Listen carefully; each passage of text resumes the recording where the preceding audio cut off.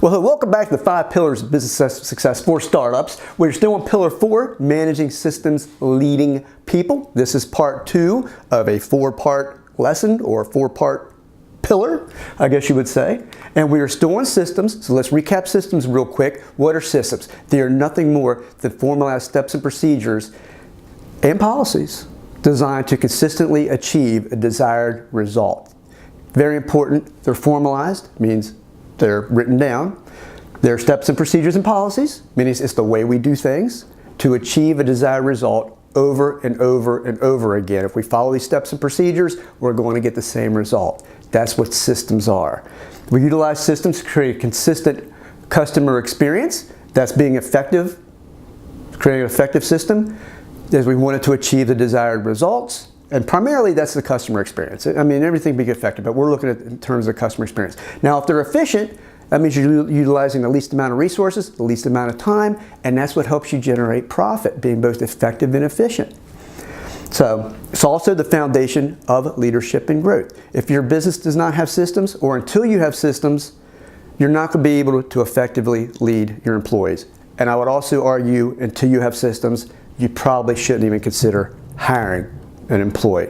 A consistent experience, believe it or not, that is really the foundation of your brand and identity in the marketplace. When people hear your business name, what do they think of? That's your identity in the marketplace. And a consistent experience, which is based on systems, is what creates that thought in their head, that perception. Remember the customer experience, a series of perceptions which are created, intentionally created or unintentionally created by you. Believe it or not, it's also the foundation of your culture. Once you have employees, the types of behaviors that are tolerated, the way you interact with other people, the way you interact with others, how you get things done is going to be largely the result of the systems that you create within your business. If you think about what culture is, you ask somebody what culture is, it's really, hey, what's your culture? That's the way we do things here. You might do it different somewhere else, but that's how we get things done here. That's the type of behavior we tolerate here. Those are our values here. Those are largely related to the systems that you implement in your business. And also systems make your business scalable. It makes you able to easily grow without sacrificing the customer experience, efficiently and effectively growing your business. Systems do all of those things. Now, I'm trying to put an example here that we can all relate to, just to give you an idea what systems are. What I want you to think about is franchises. Think of your favorite franchise, whether, for a lot of it's McDonald's, if you like fast food, they are over 200 billion served probably now. Domino's Pizza, classic. Stanley Steamer, get those carpets clean. Jiffy Lube, get your car done fast. You can see all their logos here, get your oil change fast, I should say. And they also do a lot of other things. But these are just 4 examples. There's tons of franchises, hundreds of franchises out there that people buy into. But what are you really buying when you buy into a franchise? You are buying systems. You're buying the equipment and training to serve your customers. You're buying name recognition. You're buying years and years and millions of dollars in many cases in advertising the brand and building the brand and providing that customer experience over and over and over again. So when someone sees that logo, they know what to expect. When they go from one McDonald's in Maine, they know they're going to get the same type of quality, the same quality service, the same quality meal that they're going to get if they're in California. That's what you're buying, the name recognition, the brand recognition. You're also providing product and service, how to create and deliver, and how to distribute, how to provide your product or service. You're buying into these things. It's what you purchase. You're buying a consistent experience. No matter where you are, you get the same experience. And what you're really buying is, if you think about it, you're buying a formula for business success. And we want you to think about that in your own business. That's why I've used a franchise example, and these are all systems-based organizations. Think about it. You're buying an organization proven to make customers happy, get new customers while generating a profit. That's what you're buying when you buy into a system. So, in this lesson, we're going to talk about creating successful systems. How do you go about creating systems? Well, it's all based on time. Time to create your systems. These are nothing more than intentionalized, formalized habits that you can teach to others that make current customers happy, get new customers, and you do it effectively. you achieve the desired result, and you do it with the least amount of resources, which remember is being efficient. So how do we create these systems? First step, we recognize our most valuable asset. Then we want you to recognize your largest expense, and you're going to be surprised by what both of these are. Then we want to repurpose your time. We want to repurpose your minutes. We want to test and refine processes as number 4, and then finally number 5, we want to formalize those processes into systems. That's what we're going to teach you in the next 3 lessons, including this one. So let's look at step number 1. Let's recognize your most valuable asset. Now, when I ask this at different seminars, different business owners, one of the first things I ask is, well, what's your most valuable asset? We get many answers. I'll say money, financing, capital, contracts, the contacts you have, name recognition. The location is a positive one too. I want to hear a lot. Your client list, education, employees, I hear oftentimes. Human resources, your most valuable asset. And those are all important assets, but they're not your most valuable asset. What is your most valuable asset? It is time. It is the minutes of every day. It is all we have in life. The definition of our life is really how we utilize our time. What grows your business, what creates a successful startup, is how you utilize your time. And right now, I got to tell you, you're investing your time. This is very important, the 5 pillars. So remember, it's all about time. What is time really worth? Let's just look at this in business terms. 5-day work week, 40 hours a week. What's 10 minutes a day? 10 minutes a day, 5 days a week for the course of the year. That's a full week of the year. During the year. That's a full week that you could utilize to get something else done. If you just find 10 minutes a day, it's the same as working a 40-hour work week.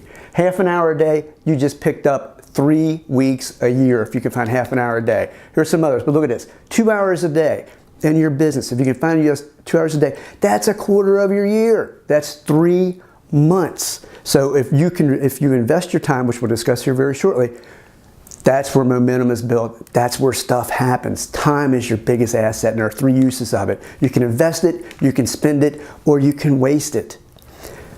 We want you to invest it. But let's go over what does each of these mean briefly. We'll discuss this in more detail in the next lesson. But invested minutes are nothing more than those to achieve our definition of business success. Make current customers happy, get new customers, or increase profitability, either by making your systems more efficient and effective, or through pillar 5 activities, which is more like strategic planning and that sort of thing, or working on yourself and helping you transition through the stages of business growth personally. Now, what are spent minutes? They're necessary, but they're not investments.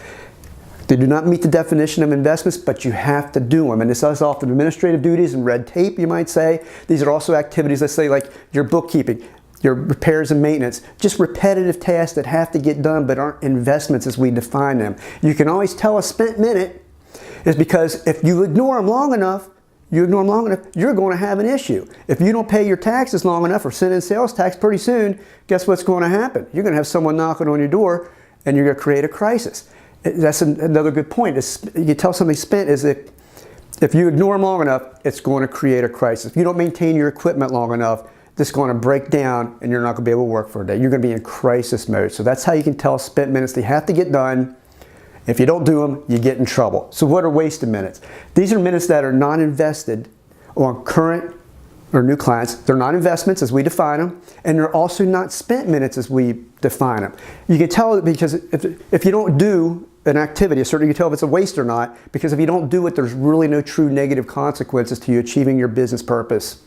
Okay, that's how you can tell, and it's many, many minutes. These are oftentimes things that might feel good, but they're just not important. Many things that seem like a crisis. Oh, I got to get it done now, but you think, but if I don't do that, what really happens? Those are what we're talking about, okay? We're going to go this in more detail in the next lesson, but that was an introduction to those. All right, step number 2, we want you to recognize your greatest cost. What is your largest cost? When I ask this, I hear everything. Of course, employees are your largest cost. It's payroll. Payroll is your largest cost in your business, particularly when you're growing. Hey, it is a big cost, not your greatest cost. Is it advertising, rent, insurance? What is it? I'm going to tell you that it will never show up on a profit and loss statement. Your biggest cost is what we call opportunity cost. And opportunity cost is nothing more than, and it's an economic term, it means you didn't make the best use of your resources. You didn't make the best use of your time. You didn't make the best use of your money. You didn't make the right decisions that will help you lead to your goal, that will lead to your goal. So it's the cost of not making the best use of your time and resources. They're often unseen. These are the invisible costs, but it's your largest cost. You can't find it unless you look. You really got to look and say, did I make the best use of that time? And that's what systems help you do, is make the best use of that time and your resources. Also, it results in lost income and lost momentum, lost potential for your business. That's what the opportunity cost is. You didn't make the right decision at the right time. You didn't utilize it. It's the cost of not being intentional and being organized. In other words, it's the cost of not having and following systems. Two quick examples here. Let's say you bill $90 an hour and you spend 3 hours fixing some lump-headed mistake that maybe you made or an employee made because they did not have steps and procedures in place, or they overlooked something. Something happened, you got to spend 3 hours fixing it because someone made a mistake. That opportunity cost in monetary terms is $270 that your business is not going to see because you had to spend 3 hours fixing something. You could have made $270. You lost $270 because something happened that you had to go back and fix. It always takes longer to fix something, to do something right the first time. Let's say you go to a network gathering. You're here with a bunch of people, you're networking, and you end up just getting your own little clique, and you don't go out, you're there for a purpose. Your purpose is networking, getting business. But let's say you don't follow up on prospects. You don't effectively use that time for its purpose because maybe your personality, you just want to talk. You saw some old buddies there, some friends, and you started chatting with them, and you didn't mingle and go search for prospects. The opportunity cost is you could have found a lot of customers. One customer could have led to 3 customers. You didn't utilize your time effectively. That is what opportunity cost is. Systems reduce opportunity costs because they allow you to think about, plan, and effectively and efficiently utilize your systems. So let's get into your job. What's your job here as we close out this lesson? I want you to think about your favorite franchise, okay? Just think about it. Go to it, visit it, and look how they do operations. I bet they have a manual somewhere and a lot of trainings about how we get things done here. Do that. That's your homework. Also, I want you to think about your time. How much do you invest? How much do you spend? How much do you waste? We're going to go over some more in the next lesson because we want to repurpose that time. But think about it before you get there. Also, what have you given up to get what you got? Are you making the most effective use of your time, of your decisions? Are you making the best decisions for your business? They're unseen. So that's what systems help you do, is minimize opportunity cost and make the most use of your most valuable resource, which is time. So that's it for this lesson. Thank you so much. We'll see you in lesson 3 of Pillar 4. Next.